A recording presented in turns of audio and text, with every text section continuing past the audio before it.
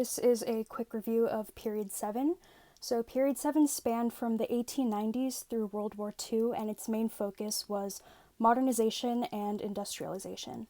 Along with the economic, social, and cultural changes that took place during this time, came downfalls such as the Great Depression and the World Wars. The industrial economy. Economic progress was slowly climbing in the late 1890s, but picked up during the economic boom of the 1920s. In the early 20th century, the industrial economy saw an increase in consumerism and desire for manufactured goods, which enabled the growth of large cities. Women entering the workforce because household necessities and luxuries started to call for a two-income family. The development of modern advertising industry due to the increase of new consumer goods and affordable personal transportation leading to the growth of suburbs. World War I began with the assassination of Archduke Franz Ferdinand. President Wilson immediately declared the United States neutral from this war, but they allied with Great Britain and their allies. The United States joined the war due to the Germans' constant use of unrestricted submarine warfare, which started with the sinking of the Lusitania. The Lusitania held munitions to aid Britain's war efforts and carried 128 American passengers. The Zimmermann telegram. This was intercepted by British intelligence and they alerted the Americans. It consisted of German plans to use submarine warfare and also proposed a German-Mexican alliance if the United States were ever to declare war. The Treaty of Versailles. This treaty brought World War I to an end and ended the state of war between Germany and Allied powers. It required the surrender of all German colonies as League of Nations mandates. The League of Nations was an idea of Roosevelt's to organize an international alliance of nations to maintain world peace, but the U.S. didn't end up joining the League. Business and political corruption. Big business owners took advantage of the American working class, so methods and laws were implemented to protect the rights and dignity of working class citizens. The Sherman Antitrust Act was a federal legislative act that prohibited businesses from conspiring to unreasonably restrict trade to limit competition, giving them a way to raise prices. The Clayton Antitrust Act expanded on the Sherman Antitrust Act such that it prohibited practices reducing market competition. The referendum was a system in which issues regarding the public were put to a direct vote by the people so as to avoid any abuse of power and self-serving politicians in the government. The Recall Election Act was an act in which citizens could vote to remove a state-elected official from office if deemed unfit. Muckraking was a practice widely used in journalism to expose political corruption. Upton Sinclair's The Jungle is a good example of this, as it was a novel that depicted the harsh working conditions in the meatpacking industry. This was also an age full of reform. For financial reform, President Wilson developed a plan regarding national banking and currency called the Federal Reserve System, which is the central bank of the United States. This created a more stable monetary system. For labor reform, the rapid rise of industrialization created a high demand for factory workers, and with no legal protections in place, workers were exploited. The main issue was child labor. Children were often hired because they were easily trained and worked for low wages. Presidents Roosevelt and Wilson tried to restrict child labor, but their efforts were deemed unconstitutional.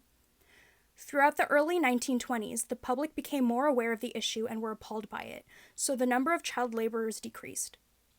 Women's suffrage. Having a place in the workforce gave women a sense of power that they didn't have before. This caused women to begin heavily fighting for equal opportunity, such as the right to vote. Motivated by the 1848 Seneca Falls Convention, the 19th Amendment was added to the Constitution as an extension of suffrage to American women. Prohibition.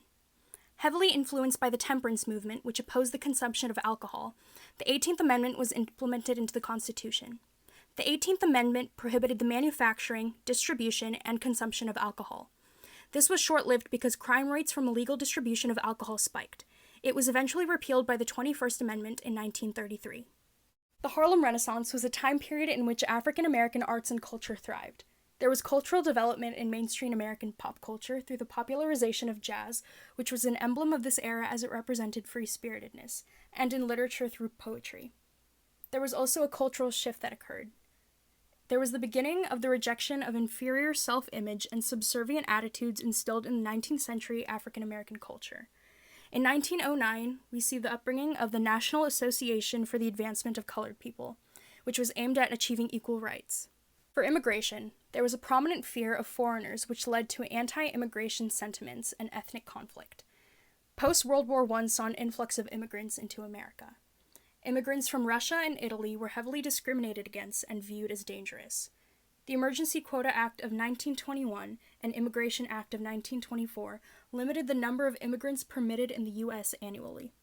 The rise of communism following the Russian Revolution caused fear of European immigrants, causing conflict as they were discriminated against and were seen as a threat to American law and order. Foreign diplomacy.